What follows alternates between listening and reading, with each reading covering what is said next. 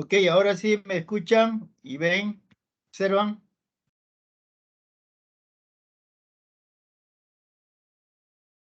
Jóvenes, ¿me Sí, Sí, escuchan? doctor, sí se le escucha y sí se ve. Ok, entonces vamos a iniciar esta clase. Esta clase pues tiene por finalidad, vamos a repasar algo de los retrovirus. Y cuando hablamos de los retrovirus, vamos a hablar básicamente del HIV-1 y 2 en números arábigos. No se olviden de eso, números arábigos. Y HTLV-1 y 2 en números romanos. Vamos a mencionar, pues, lo que produce estos dos virus, especialmente uno que parece que en nuestro Ministerio de Salud no le hacen caso a nada, esa es la verdad. El otro sí, ya al menos se tiene casi más al tanto. Pero también vamos a decir dos palabras, pues, en qué, digamos, nos puede beneficiar estos retrovirus, lo que hoy día estamos pasando, y lo que puede ser una subespecialidad de aquí del futuro ya, que se viene. Alguien de ustedes podría hacer esa especialidad de repente, posteriormente, etcétera. Entonces, en eso va a consistir nuestra clase. Vamos a repasar lo que es el HIV, el HTLV, qué tipo de virus, qué cosas presenta, cómo ingresa al huésped, ¿no? Etcétera, ¿no? Y qué tiene que ver, de qué manera el estado inmune, la progresión de la enfermedad, del HIV especialmente, ¿no? Y del HTLV, que nadie hace caso, vamos a ver qué cuidados debemos tener, ¿no? Entonces, esas cositas vamos a hablar, ¿ok? Muy bien. Podemos comenzar hablando de los retrovirus. Realmente podríamos hablar, pues, ¿cuál es ese material genético que presentan estos retrovirus?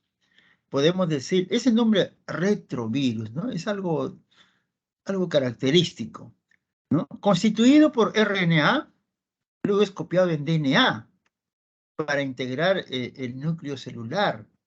Esta conversión que estamos diciendo, RNA, DNA, realmente es una característica especial de los retrovirus, porque normalmente la conversión es DNA a RNA, ¿no? Entonces es lo contrario, de ahí su nombre retrovirus, ¿ok?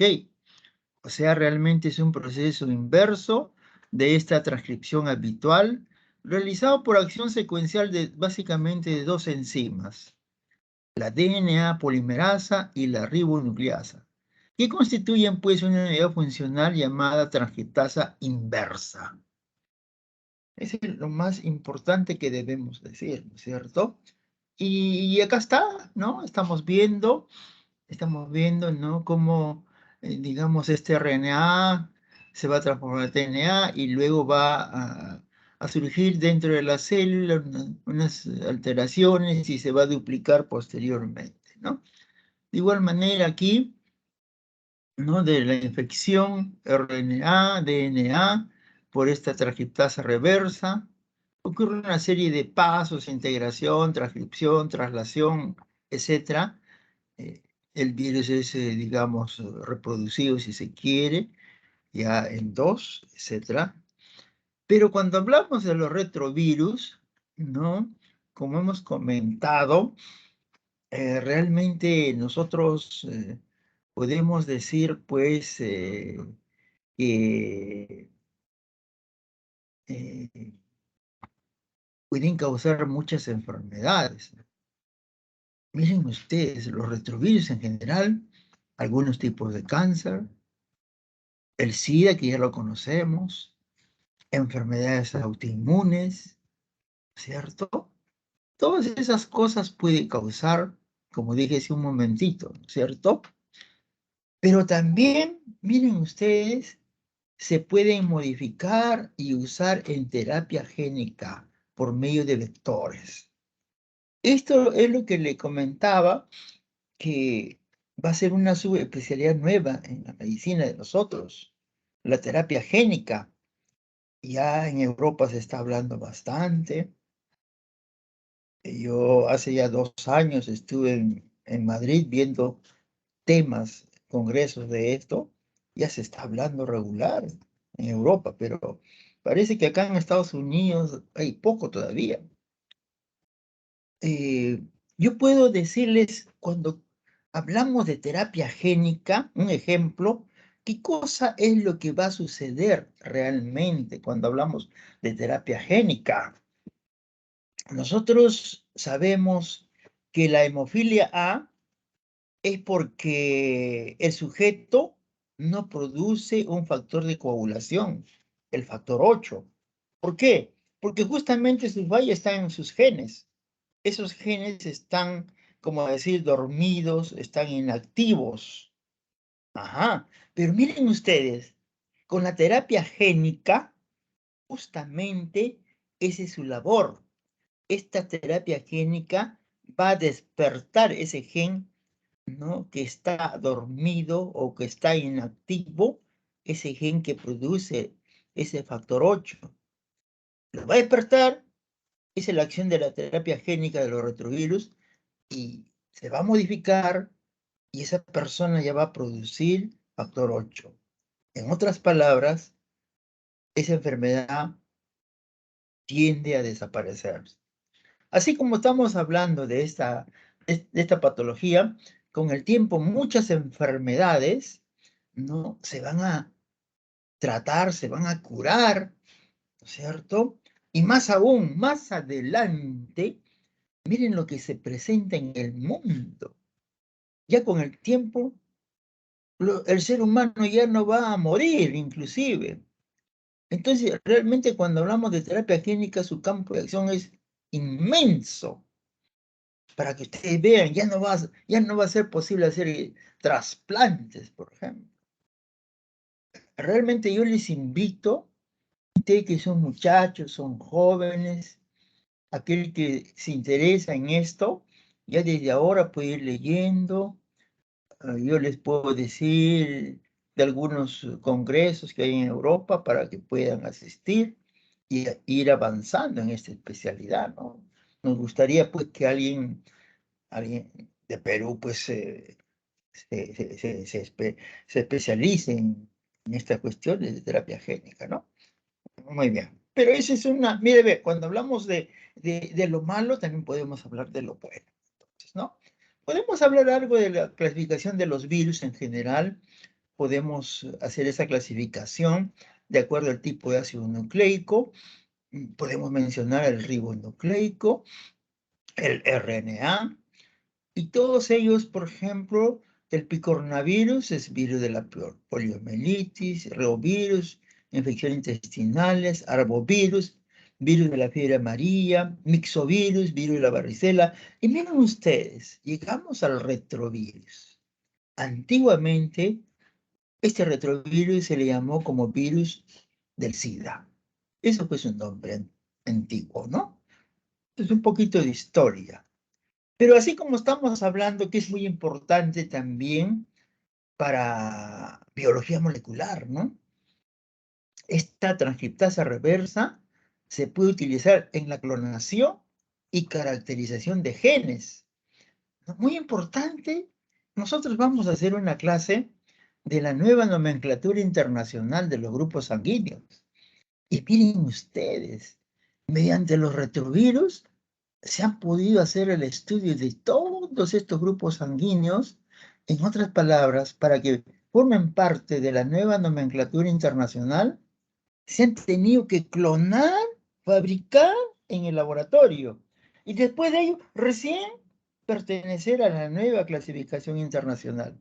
Imagínense, esa es la otra cosa buena. Y yo puedo poner un ejemplo nada más, por ejemplo, el sistema Diego que vamos a estudiar. Antiguamente, pues yo a cuántas promociones de Villarreal hemos enseñado el sistema Diego. ¿Qué grupo sanguíneo tiene? El Diego A y Diego B. Miren ustedes, ¿cuántos años han estado así? Hoy en día, este sistema Diego el sistema Diego tiene pues alrededor de 22 grupos sanguíneos y todo gracias al estudio de biología molecular hecho por los retrovirus inclusive. Entonces, se han podido, en primer lugar, identificar, como por decir, todos sus hijitos de este sistema Diego estaban pues olvidados, repartidos, refundidos, lejos, ¿no?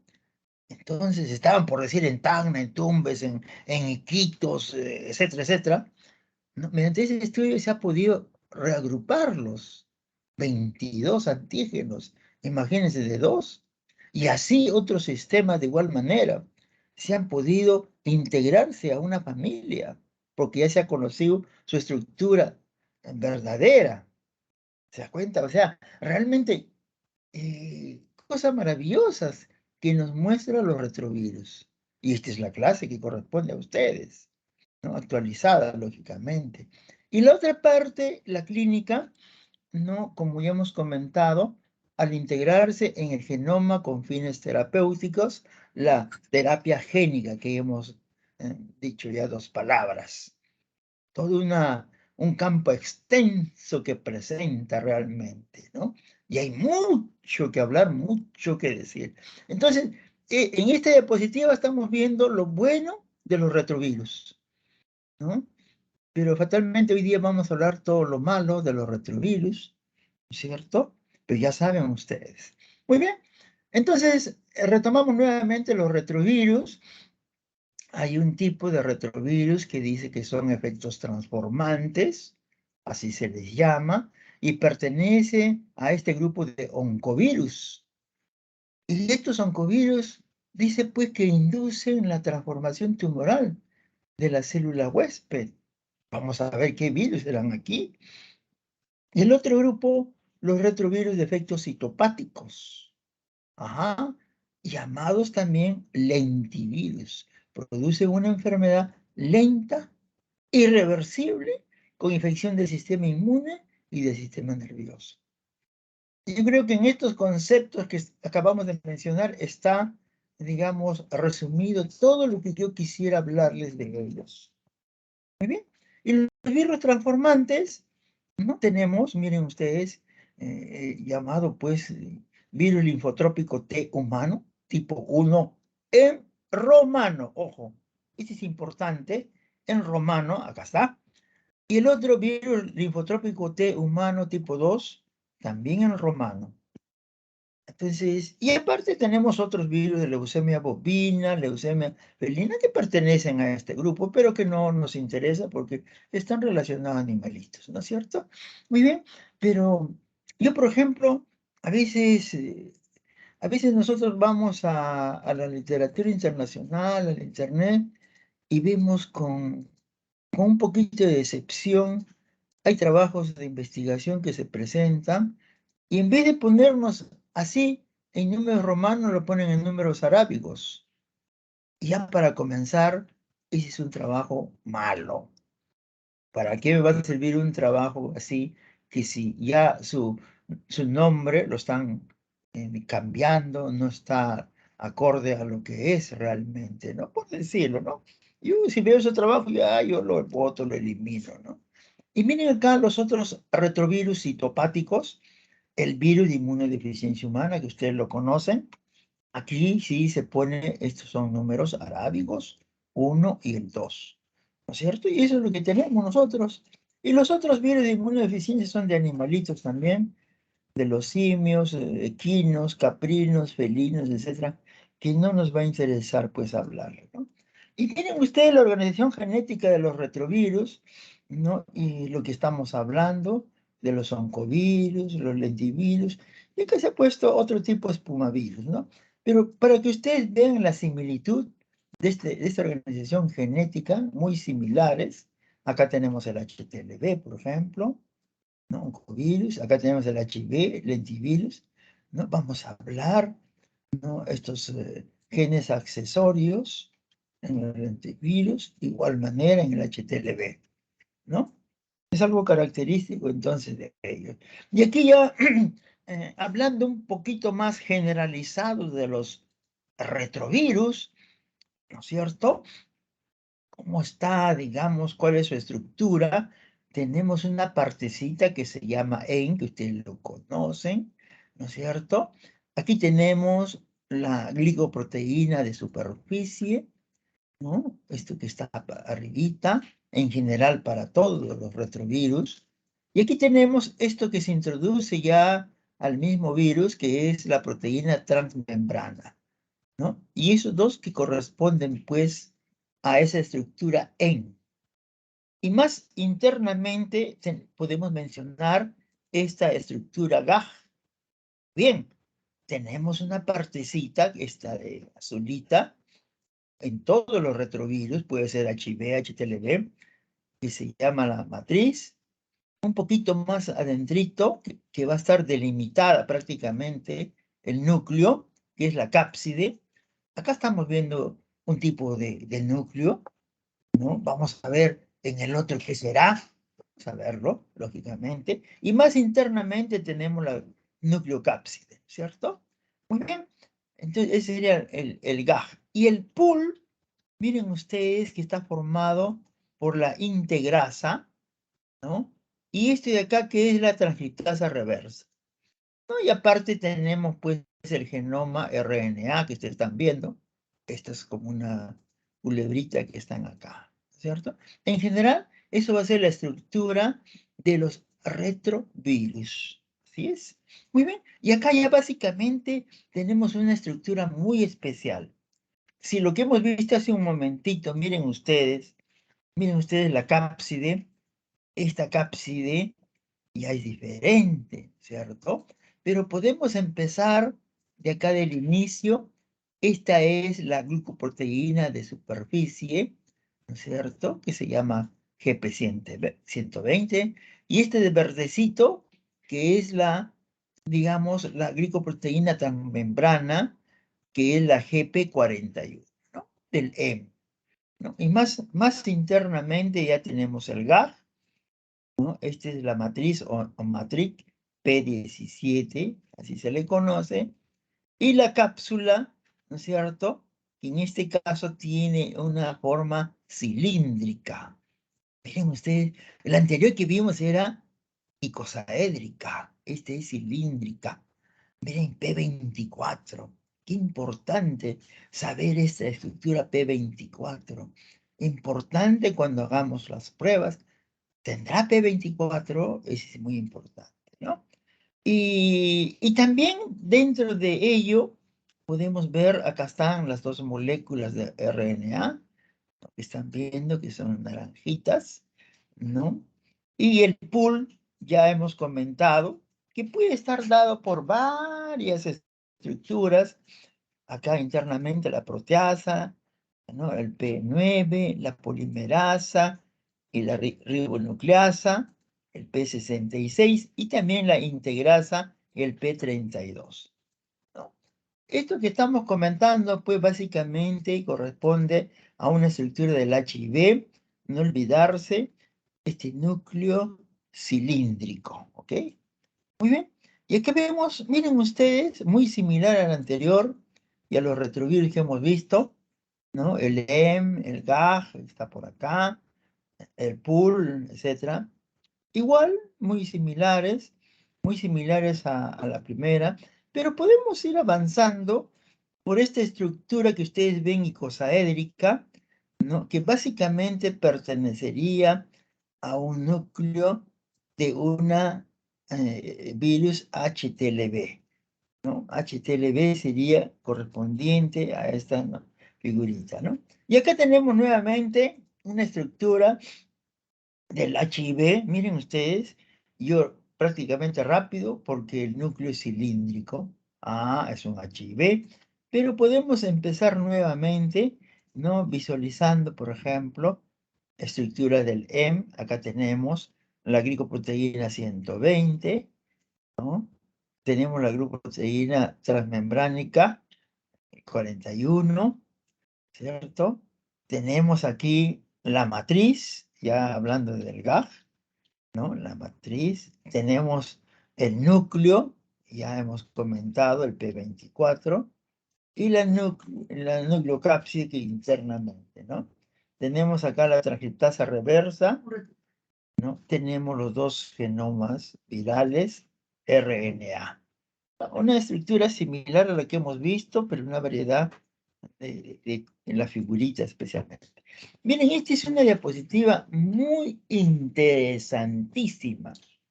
Ustedes no deben dejar de olvidarse. Miren ustedes, aquí tenemos el macrófago del huésped y acá tenemos el HIV, el virión. Y hemos visto la glicoproteína 120 y la 41. Miren cómo ingresa al huésped. Ajá. Acá tenemos un receptor mayor, si se quiere, ¿no? El CCR5. Este es uno de los principales receptores. Y acá tenemos un correceptor, el CD4. No hay que olvidar que una cosa es receptor CD4 y otra cosa son los linfocitos CD4. En este caso estamos hablando del receptor CD4. Miren por medio del macrófago que está actuando aquí, cómo lo engancha el virus para que ingrese al huésped. Es una cosa maravillosa.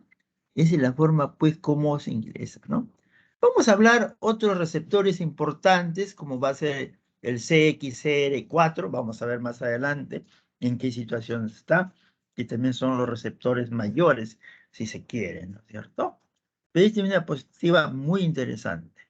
Y acá miren ustedes, también, acá está la glicoproteína 120, ¿no es cierto? Pero acá tenemos un linfocito, miren este, linfocito CD4, acá está el linfocito CD4, ¿no? Y acá hay quimioreceptores, ¿no? Acá hay un receptor CD4, señores, miren, vean, totalmente diferente al linfocito CD4, ojo. Y aquí también tenemos, miren, receptores CD4, cómo está enganchando al virión, ¿no? Para que ingrese al huésped, ¿no? Bueno, acá arriba tenemos ya la proteasa, transcriptasa reversa, el P24, que justamente es el núcleo, que ya lo conocemos, cilíndrico, la matriz P17, etcétera, etcétera, ¿no? Miren acá, esta diapositiva no se deben olvidar, señores. Esto no sé de dónde lo conseguí, pero lo conseguí para enseñar a ustedes, ¿no? Miren ustedes, tenemos acá está el virión, el HIV, aquí está la glicoproteína 41, acá está la 120, ajá, acá están los correceptores CD4, ¿no? Pero miren ustedes, en esta glicoproteína 120, acá hay una estructura, miren, B3 loop, esto no se deben olvidar. Puede ser pregunta de examen de residentado internacional. Pero miren, ve, esta estructura es el que va a indicar el tropismo hacia dónde se puede dirigir este virión. O a un linfocito CD4 o a un macrófago. ¿Ya? Y eso lo vamos a ver más adelante. Lógicamente uno será en una etapa, digamos, muy temprana, el otro más tardía. ¿Ya? Pero esta es una diapositiva, pues, excelente. Aquí hay otros correceptores diversos. O sea, no solamente está el CD4, hay el CD2, CDR3, etcétera, ¿no? Hay otros correceptores también que podemos mencionarlo. Muy bien. Bueno, y acá el pasaje, pues, cómo llega a la célula huésped, ¿no? Todo el pasaje que va el virus, ¿no?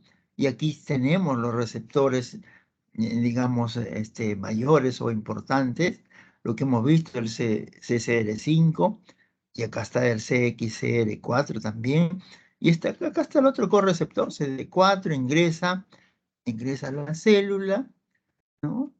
Etcétera, y luego va a actuar lo que ya conocemos, pues, la transcripción, la duplicación, y al final van a salir ya, pues, los hijitos, digamos, ¿cierto? Eso sería. Y acá nuevamente, miren, ve, estamos en un macrófago. Acá está un macrófago. Miren el receptor mayor o importante, el CCR5. Y acá está el otro correceptor, CD4. Miren cómo lo agarra al virión, lo engancha para que se introduzca al huésped. Entonces, ustedes saben todos los tratamientos que hay en este momento, los antirretrovirales, es para impedir eso. A veces se inyectan, digamos, se pinzan acá con agujas infectadas. La labor de esto consiste pues en que eso no actúe, ¿no? Básicamente, ¿no? Miren, y acá una diapositiva muy interesante también, para que ustedes vean, miren cómo en una fase, digamos, temprana de la infección del HIV, acá tenemos el linfocitos T, acá tenemos el macrófago, o sea, en una fase temprana va a ser la actuación del macrófago, y aquí tenemos el receptor mayor o más importante, el CCR5, ¿no es cierto? Y acá está el otro correceptor CD4. Miren ustedes, en esta fase temprana van a actuar estos macrófagos y mediante estos receptores CCR5, ¿no? Miren ustedes, ¿no? En una fase intermedia, esto va a continuar y aquí está. Pero en esta fase intermedia también va a actuar, miren, ve, otro receptor importantísimo, mayor, lo que estamos comentando, el CXCR4. Miren ustedes, está acá, y lógicamente el CD4, que va a actuar en todos los casos. Y miren ustedes, lo va a chapar al virus, ¿no? O sea, en una fase intermedia vamos a tener que van a actuar los macrófagos y los linfocitos. Y miren, en una fase tardía, ya básicamente este linfocito va a ser el que va a actuar, ¿cierto? Entonces, para que ustedes vean, ¿y eso quién lo decide? Lógicamente, esa parte del BB loop, que es el que va a indicar el tropismo, de acuerdo lógicamente a los estadios, a las fases. Entonces yo le puedo preguntar eso, y esto puede ser inclusive pregunta internacional, que todos lo tenemos que saber. A veces son cosas sencillas, pero a veces uno, pues, si no lo sabe, puede cometer los errores, ¿no? Bueno, y acá ya lo que estamos comentando ya desde el comienzo, lo que sucede, el acoplamiento y fusión de membrana, el primer paso, la transcripción inversa, ingresa al núcleo, ¿no? La integración, la transcripción, la traducción, el ensamblaje, y salen ya dos hijitos viriones, ¿no? Eso más o menos el mecanismo, cómo se va a ir reproduciendo. Y aquí una diapositiva para que ustedes vean el HIV-1. El HIV-1, acuérdense que el accesorio más importante es este, el BPU. ¿Ya? El BPU es el que va a tener el HIV. Pero podemos ver, aquí también se ve, ¿no? Este es tipo 1, ¿cierto? El BPU, que está presente aquí. Y bueno, son otras estructuras también que se pueden visualizar electrónicamente para poder diferenciar del HIV-2, ¿cierto? Y bueno, y aquí ya las proteínas reguladoras, las proteínas del virión, que eso ya ustedes lo conocen, lo han repasado, no vamos a hablar detenidamente de ello, ¿no? Pero acá sí, miren ustedes la diferencia entre HB1 y HB2 que estamos hablando. Miren ustedes acá, estas estructuras tienen el gaje, pool, elen muy similares, ¿no? Varían solamente en pesos moleculares. Pero estructuras de estas sí tenemos que anotarlo. Miren ustedes. Esta estructura BPR está en el HB1 y también está en el HB2. Pero miren ustedes, esta estructura BPU que está en el rojito solamente es del HB1. No hay en el HB2. Aquí está de rojito, pero no es BP1, es BPX. Esa es la diferencia, la gran diferencia estructural, el HB1 y el HB2. Y eso también tenemos que saberlo, puede ser pregunta internacional. Son cosas así que tenemos que comentarlo, que tenemos que saberlo, porque en algún momento nos pueden preguntar. ¿Ok? Yo les digo, esto le pueden preguntar porque en alguna oportunidad, no sé si con ustedes comenté, que dos chicos, dos alumnos, así como usted, de hace ya, será hace 10 años, que se les explicaba y así, y le tomaron en Estados Unidos preguntas de nuestra clase, ¿no? Y preguntas, ustedes saben que como les comenté, yo saco las preguntas de textos americanos, ¿no? Y le vino esas preguntas, claro, yo lo traducí en español, esas preguntas les vino a estos doctores. Y vinieron acá y nos agradeció, doctor, ¿se acuerda de la clase? Esto, bueno. Entonces yo por eso, algunas de estas cosas, si ustedes postulan al extranjero, hay la posibilidad que le puedan venir de repente, ¿no? Bueno, y acá las diferencias entre HB1 y el HB2, miren ustedes, el número de bases es mucho mayor en el tipo 2, las longitudes de las terminaciones largas de igual manera, diferencia de genes, ya hemos dicho, en el HB1 está BPU, y en el HB2 está BPX, ¿no? Y así sucesivamente va a ir cambiando muchas de las estructuras, ¿no? De los valores, de los pesos moleculares de cada una de las proteínas. ¿Ya? Pero eso es lo más importante, lo que le acabo de mencionar, que tenemos que necesariamente, digamos, saberlo, ¿no? Entonces, cuando hablamos de ya en sí del producto final, lo que va a dar el HIV, ya sabemos que nos va a dar el síndrome de inmunodeficiencia adquirida, SIDA, ¿no? AIDS son siglas en inglés, ¿no? El agente infeccioso ya sabemos que es un HIV-1 y 2, es un retrovirus, lo que hemos comentado, que se transforma de RNA en DNA. La transmisión, miren ustedes, la transmisión vía sexual y parenteral. Por eso que todas las unidades de sangre tienen que hacerse pues con estas pruebas, ¿no? Y ya sabemos pues el gran problema que tenemos en ese famoso periodo de ventana. ¿Ah? Ese periodo de ventana que nos puede traicionar en todas partes del mundo. ¿Que nos pueden menorar ese periodo de ventana? Sí, eso lo vamos a ver también más adelante, ¿no? Entonces son cuestiones que si bien sabemos se puede transmitir por vía sexual y parenteral. Ahora, la vía sexual, yo he tenido acá varios donantes, ¿no? Que nos interesa pues investigar. A veces llegaban damas que tenían pues HIV serología positiva, ¿no? Reactiva. Y el hombre era negativo. Probablemente en un pasado alguien infectó a esta dama, ¿no? La mujer a veces es menos frecuente y que pueda transmitir al hombre, ¿no?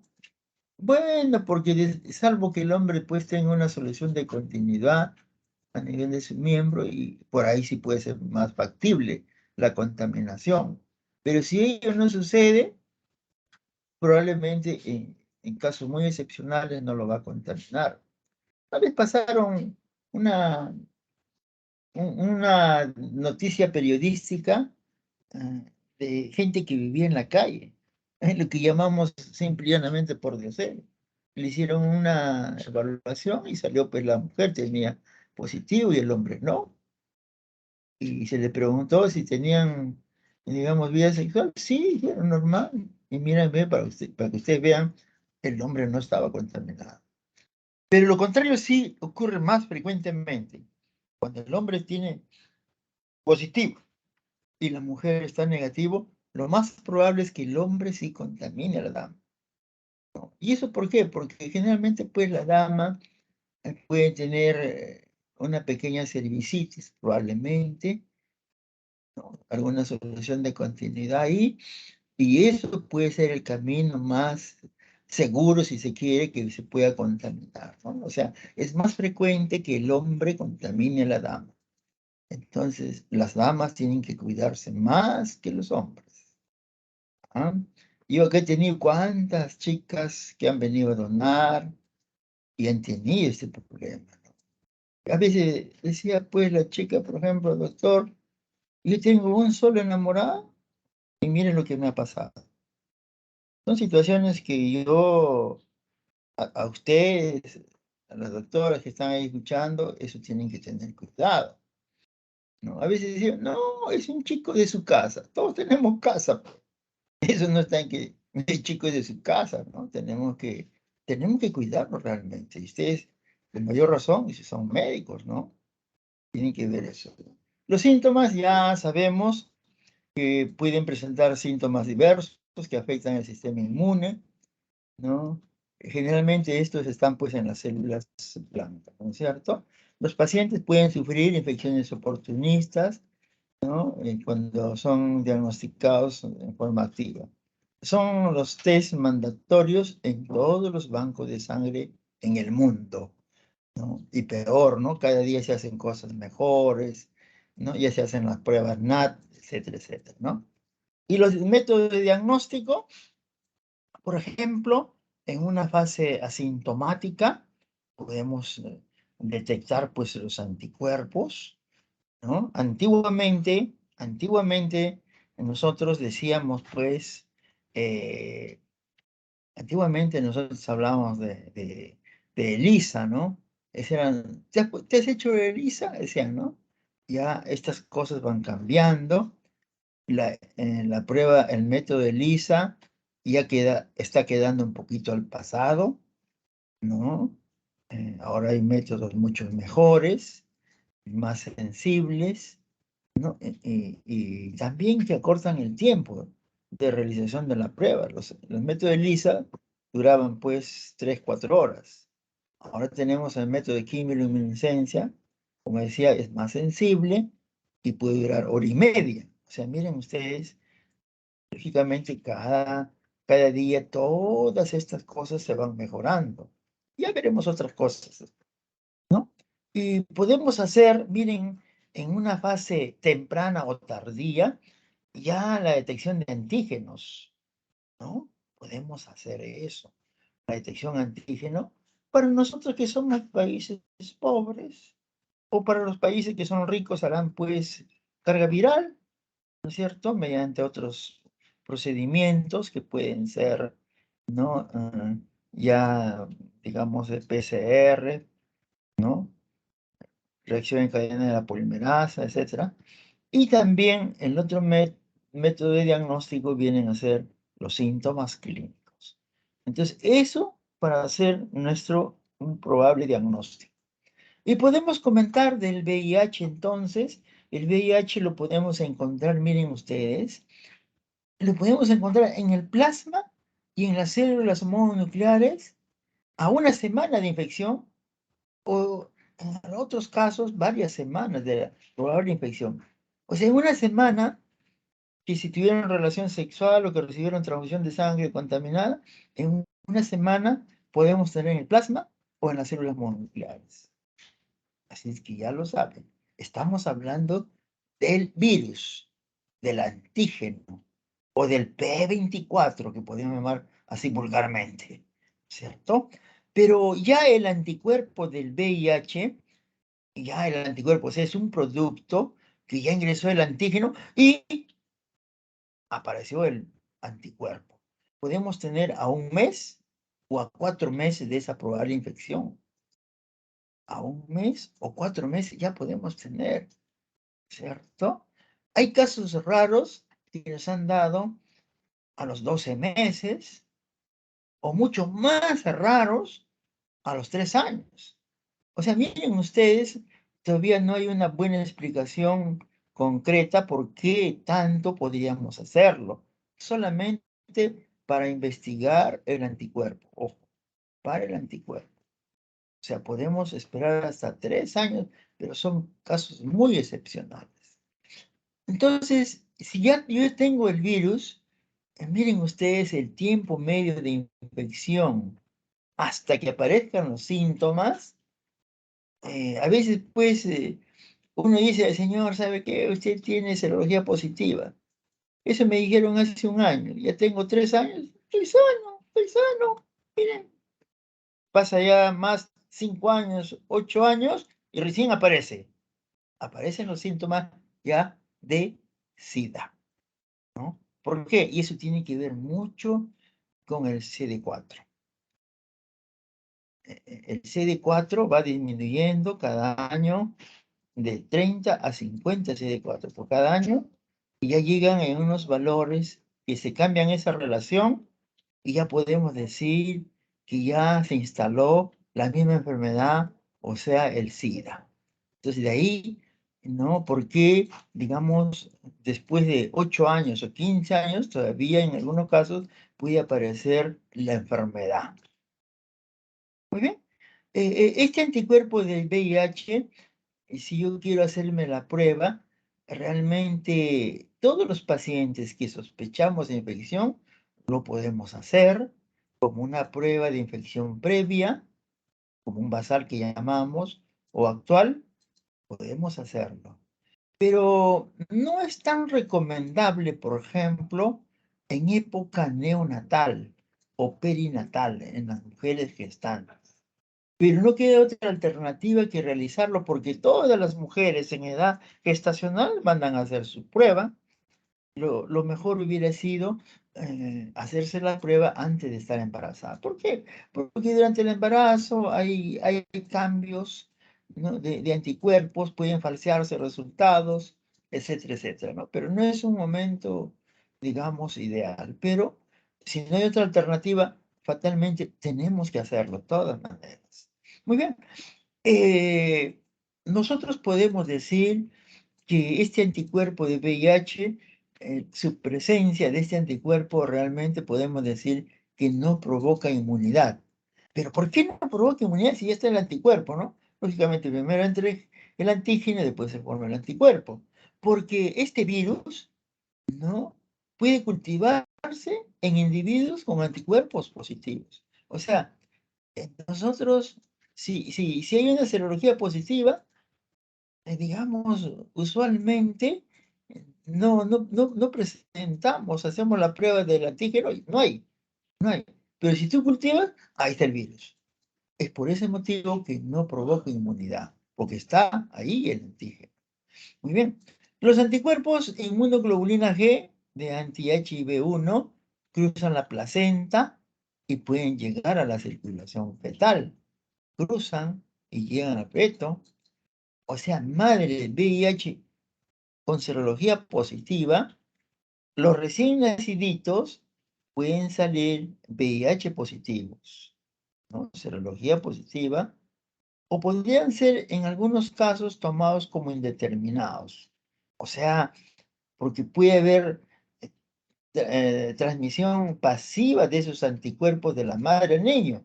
Eso no quiere decir que necesariamente puede estar contaminado. ¿No? Se ha pasado los anticuerpos nada más de la madre. O sea, tenemos que hacer un seguimiento clínico y serológico. Y hemos podido notar que estos anticuerpos en este recién nacidito, ¿no? A los 15 meses se pueden volver negativos. O sea, ese recién nacidito no estuvo contaminado. Lo que hubo fue realmente un pasaje, ¿no? de esos anticuerpos al feto y al recién nacido en todo caso, ¿no? Pero nosotros queremos diagnosticar, ¿no? Esta infección del VIH en los primeros meses. Lógico, yo quiero saber, digamos, si realmente está infectada esa criatura. ¿No? Es recién nacidito. Entonces, una cosa muy especial, muy laboriosa, se puede hacer cultivo viral para el VIH, podemos hacer proteína, reacción en cadena de polimerasa, DNA especialmente, o RNA, o sea, todo lo que es biología molecular, pues, en otras palabras, carga viral, podemos hacer en los primeros meses de ese recién nacido. Y yo, de acuerdo a eso, puedo decir, ah, está contaminado. No, no está contaminado, ¿no? Y podemos hacer otra alternativa más barata para nosotros que somos pobres. Podemos hacer el antígeno P24, que también es bueno y puede detectarlo, pero no con la sensibilidad del anterior, ¿no? Entonces podemos hacer el antígeno P24, ¿no? Hoy en día nosotros tenemos reactivos de óptima calidad, todo lo que se realiza en quimioluminescencia. Ustedes saben que los reactivos que nosotros tenemos para banco de sangre de quimioluminescencia, y si nos referimos al VIH o HIV, hace 3 pruebas para ello. Uno hace para detectar el anticuerpo solito, otro hace para detectar el antígeno, o sea, el P24, y otro hace para la mezcla de ambos. O sea, hace 3 pruebas en una sola prueba que se hace pues con la máquina, ¿no? O sea, nos da una alta correlación realmente, ¿no? Entonces, este resultado que estamos viendo, que probablemente se haya infectado el VIH en los primeros meses y para poder descartar, ya hemos dicho, ya hace cultivo, PCR, antígeno P24 por quimioluminescencia, al final, si este resultado sale, como dice, si es positivo, es una infección intrauterina. O sea, cuando estaba feto, se contaminó el bebé, ¿no? El feto, pues, ¿no es cierto? Si es negativo al nacer, y hemos hecho esta prueba, y luego se hace positivo, o sea, nace sin nada, se hace todas estas cosas, y sale negativo, y luego se hace positivo, en este caso es una infección intraparto, o sea, durante el parto, en otras palabras, ¿no? Eso también son cosas especiales que tienen que saberlo. Bueno, este es el método antiguo de ELISA, ¿no? Que se realiza pues en nuestros pocillos, se agrega la muestra, el conjugado, ¿no? Se le aumenta un color, luego se incuba 20 minutos, se hace una solución de parada y luego se lee. Son cosas que ya cada día está quedando en el olvido el método ELISA, ¿no es cierto? Y eso que están coloreaditos, anaranjaditos, son los positivos, y los que son incoloros son no reactivos, ¿no? En el caso de ELISA se dice reactivo o no reactivo, ese es el resultado final, ¿no? Y miren ustedes, para poder hablar de los ELISAs, ¿no? En los falsos positivos, podemos tener falsos positivos en ELISA, o sea, podemos tener interferencias de anticuerpos como los que dirigen frente a antígenos de músculo liso, de células parietales, mitocondriales, nucleares, leucocitarios y de células T. O sea, falsamente positivo por este motivo, ¿no? Hay interferencia. O podemos tener también falso positivo, anticuerpo tipo IgM, frente al de virus B, de hepatitis, o frente al virus A de hepatitis. O sea, la presencia de estos anticuerpos nos pueden dar falsamente positivos. Otros anticuerpos frente a antígenos leucocitarios de la clase 2, de las células H9, que pueden estar presentes en mujeres embarazadas, multíparas y sujetos politransfónicos. También ese es otro motivo de falso positivo, ¿no? Y luego podemos decir, por ejemplo, también se puede presentar en enfermedad del hígado como hepatopatías alcohólicas graves, nos pueden dar falsos positivos, los ELISAs, o una cirrosis biliar primaria, o una colangitis esclerosante, ¿no? Estas son posibilidades que nos pueden dar falsos positivos. Y falsos negativos, miren ustedes de los ELISA, podemos tener en un periodo de incubación, ¿cierto? De la infección o enfermedad aguda antes de la seroconversión, antes que haya pues ese periodo de ventana. Nos pueden salir falsos negativos, lógico, muy temprano pues, ¿no? O también en otros casos en pacientes que estén recibiendo tratamiento inmunosupresores intensivos o prolongados. Uno de ellos puede ser un trasplante renal, dice, tiene tratamiento inmunosupresor, por decir, ¿no? Nos pueden dar falsos negativos. No necesariamente podemos, es negativo, no hay problema, no es así, ¿ok? Muy bien. Y miren acá también falsos positivos de los ELISAs, ¿no? Inactivación del suero por calor o positividad a RPR, que son pruebas de sífilis, ¿cierto? Inactivación del suero o positividad a esto, nos pueden dar falsos positivos. Entonces, procesos hematológicos malignos como linfomas nos pueden dar falsos positivos. Infección por otro tipo de VIH-2 u otro retrovirus, de igual manera, ¿no? Infecciones agudas por virus ADN son un poquito más raros, ¿no?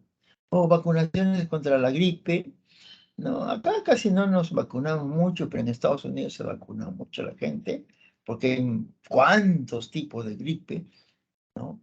Insuficiencia renal crónica y trasplante renal, también otra posibilidad en estos pacientes que no pueden dar falsos positivos, ¿no? Otra enfermedad, síndrome de Steve-Johnson, anticuerpos anti-VIH adquiridos de forma pasiva, lo que estamos hablando hace un momentito, por ejemplo, mediante inmunoglobulinas. Y los falsos negativos, miren ustedes, nos pueden dar procesos malignos, transfusiones de reposición, trasplante de médula ósea, disfunciones de las células B, interferencia de factores reumatoides, equipos que detectan principalmente